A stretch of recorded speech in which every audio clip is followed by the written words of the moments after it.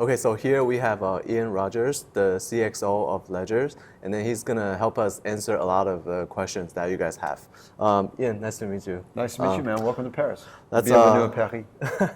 Let's start with the first question. A lot of people ask, Great. What is the process of a crypto project making to the Ledger supporting list? So like a chain that Correct. that comes in? Well, so anyone can build on top of Ledger. So if you go to developer.ledger.com, any project can build into Ledger. So we have everything there, the documentation for building an application, for integrating into Ledger Live, for connecting a wallet. You know, if that's, because there's actually, let me start by saying, there's kind of 4 levels that you can integrate into Ledger. One is you can build an application to go onto the Ledger device, so a Nano, a Flex, or a Stax, and that's the app that you download. The second would be to integrate into Ledger Live. So if you are a crypto asset, then you want to be able to send and receive and see your balance, and maybe there are more advanced features like staking. So that's integration into Ledger Live. Then there's next level would be having a dApp integrated. So not only do I want to be able to send, receive, see my balance, but I want to be able to trade and interact with distributed applications. And then there's a fourth way, which is a bit orthogonal, that things integrate into Ledger, which is I'm a wallet and I want to be able to have Ledger support inside my wallet. I'm a third-party wallet, MetaMask, Robbie, Solflare, Phantom, et cetera, et cetera, et cetera. Basically having Ledger support as a checkbox feature for any wallet. So that's another way. So the documentation for how to do all of that is at developer.ledger.com. And so sometimes we help with the integration if it's a very big coin. In the case of Bitcoin and Ethereum, we do it ourselves. Sometimes it's done by the foundations paying third parties in the case of Solana, Cardano, et cetera. And then sometimes it's done by the teams themselves. There's kind of a long tail of developers as well. Well, then because they are secure applications, they need to go through a review process. And that's where the application gets submitted to us. And there's kind of a lengthy review process. It's longer than, say, what you have with the Apple App Store because we need to be sure that the application isn't going to do something to defraud customers in some ways. So we actually look at the source code and use third parties to give a third party review of the source code, et cetera. And then once it's made it through all of that, then it gets published to the store. Actually, that surprised me because I thought it almost sounded like it was kind of like an open source for like the project, crypto project. Correct. It is. 80% of the applications on Ledger were not developed by Ledger. Wow. They're developed by either the foundations or third parties who are paid by the foundations, because there are developers who specialize in development for Ledger. So oftentimes, the foundations will pay those third parties. They're like, hey, you've already done 5 Ledger integrations. Can you do ours? And that's actually a pretty cost-efficient way to do it because they're like, yeah, I know how to do this. I've done this 5 times already, and they do whatever is specific for that particular token or chain. Very, very interesting. And then the second question is, are we ever going to have a Bitcoin Lightning Network support? It's a good question. I think yes. There's certainly. I'm glad people are asking that question, and there's certainly an argument for it. Generally speaking, what people are doing with Bitcoin and Ledger is not day-to-day transactions, transaction and spending, which is why it's not there already. But we've talked a lot of ways about how we can integrate with just to help fund the wallets that people are doing that day-to-day spending with.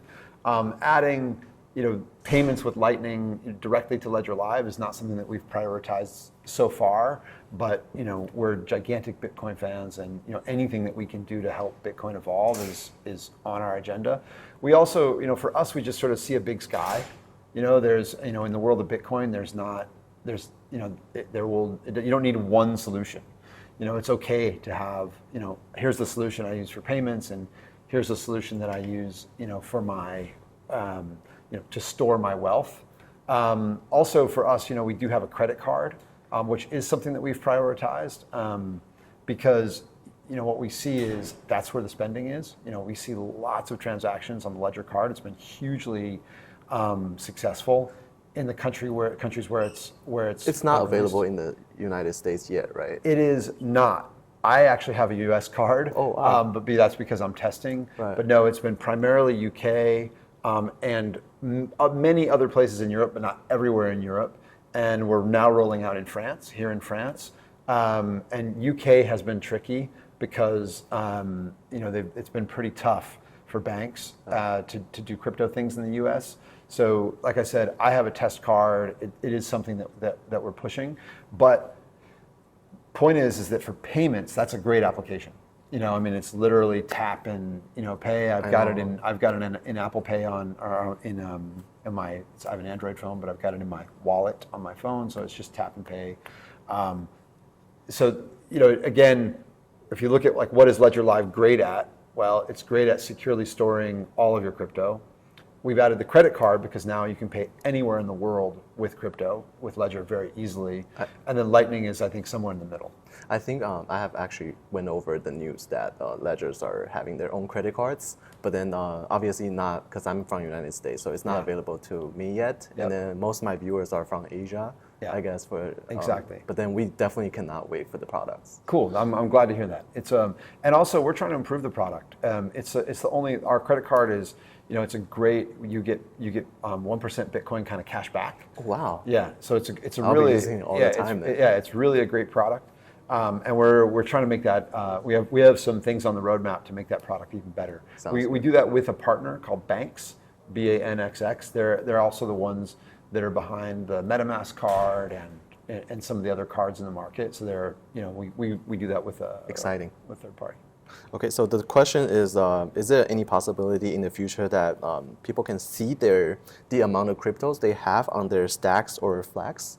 Like the way they can see on the Ledger Live? On the Ledger Live? Yeah. I think, I would say probably not, actually.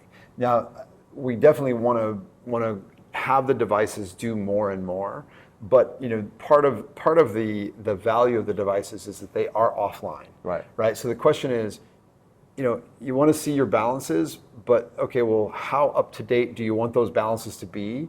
And given that the device doesn't have a direct connection to the internet, that means it's going to be getting it from your phone, and how often is it going to be getting it from your phone? So it's something that we've really thought about and talked about a lot, but the reality is, the model is, I can look at that information anytime I want on my phone, because I don't need security to see my balances, right? In fact, anyone who has the wallet address can see your balances, up to date. It doesn't require, anything but the wallet address. So everything you do on your phone is, you always have your phone in your hand. Even if your Stax showed it, it would need to talk to your phone to get it. So let's say you had your Stax, you didn't have your phone, your Stax wouldn't have up-to-date information. Well, that means your phone's there. So in that case, you're going to look at that information on your phone, and what you're really using your Stax or your Flex for is a signing device. I've got to sign, and that could be I need to sign a transaction.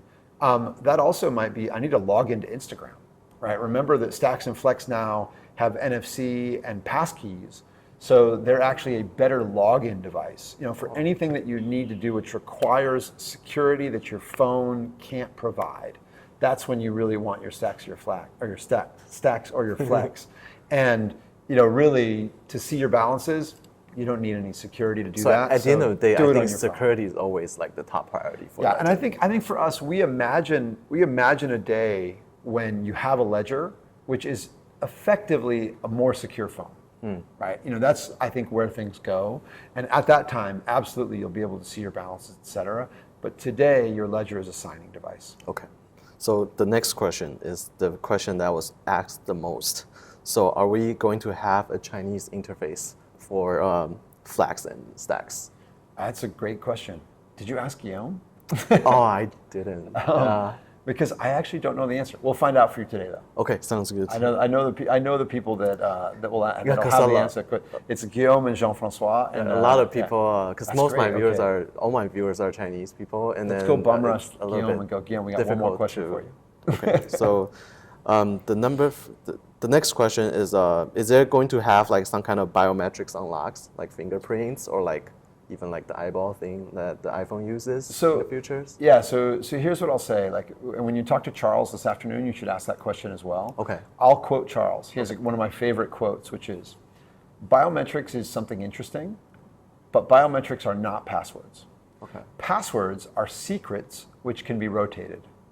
Biometrics are neither secrets nor can they be rotated. Okay. Right?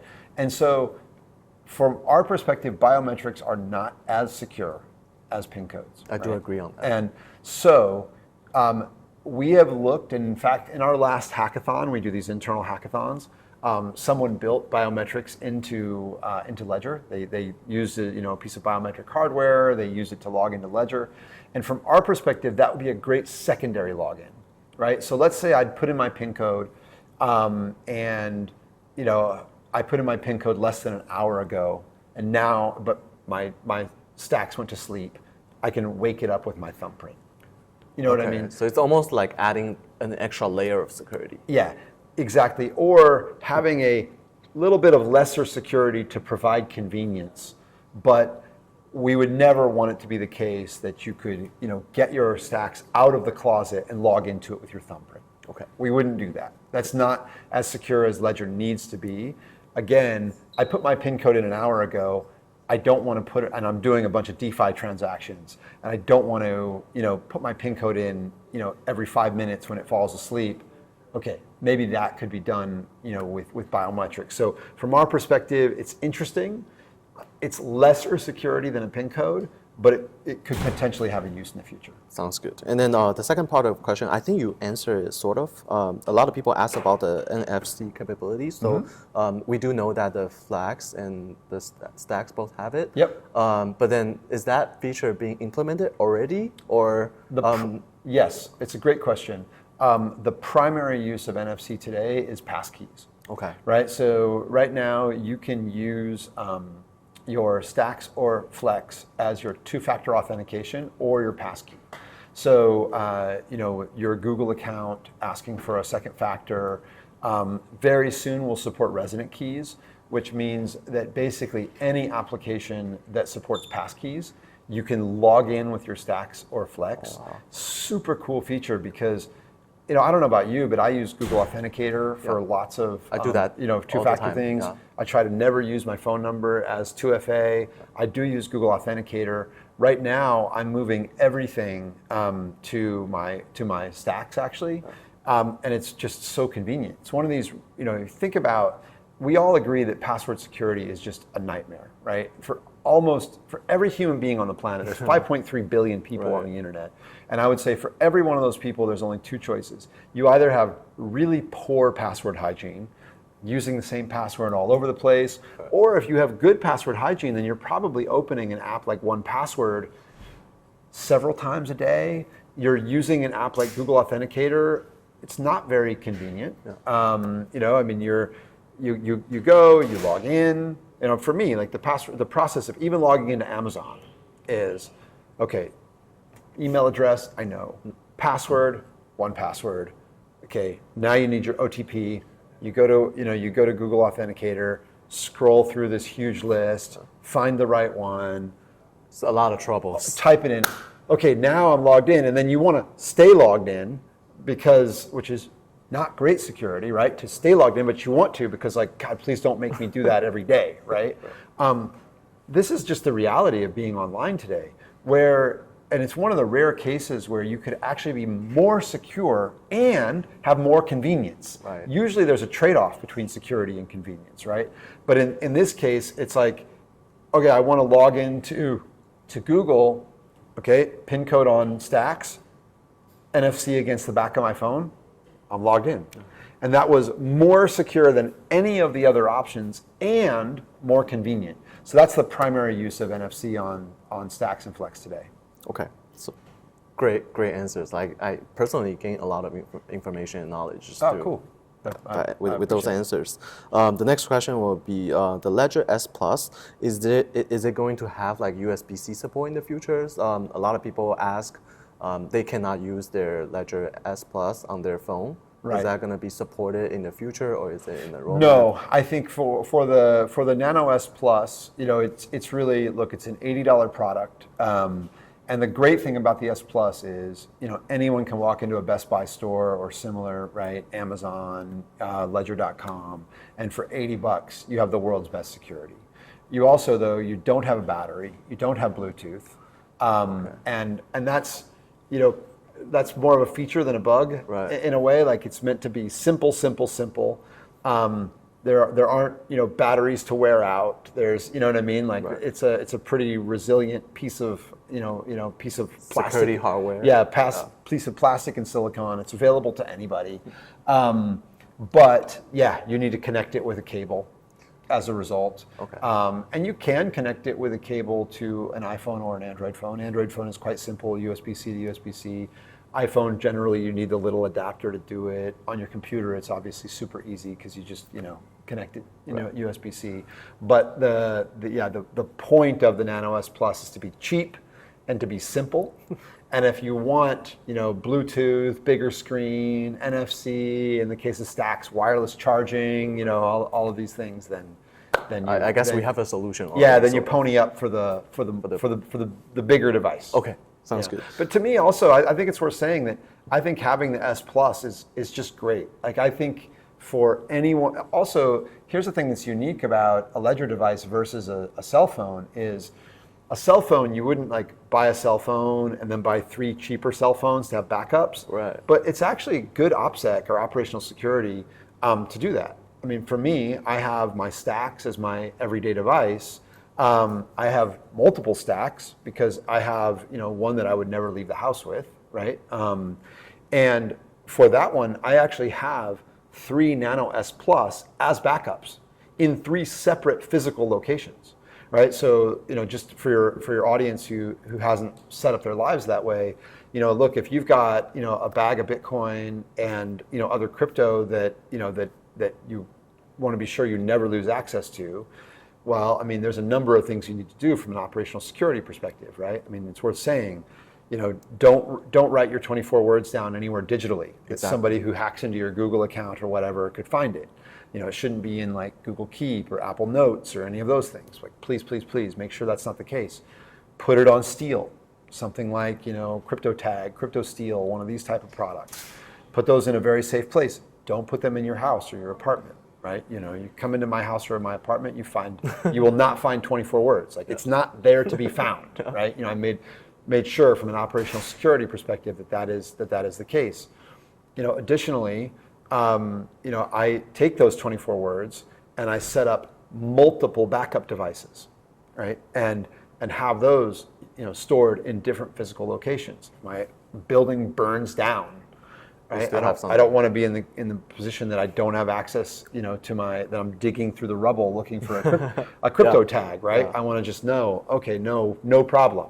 I've got a pin protected device, in another location, that has access to that bag crypto. So that's also why I think it's also just kind of good practice to, even if you do say, look, I love a Stax and that's what I want to use as my everyday device. It's got my PFP on it. It's like me. Why not have 3 Nano S Pluses, the cheapest ledger, as backups of that same, of that same private key? Yeah, that's exactly my own strategy too. So I have 3 Nano S Plus. I have 2 X's and then 1 Flex and 1 Stax. And how many different private keys between those? I actually only have 2 sets. Right. So you have 2 private keys, but then you have backups of those Correct. private keys. Yeah. So that way I can access to them whenever I want, wherever I want. And by the way, that's happened to me. Like I had a Nano X, and then I had an old Nano S, and there was a problem with my Nano X. And no problem. I went to the closet and I got the Nano S and I did the transaction I needed to do. Exactly. So, yeah.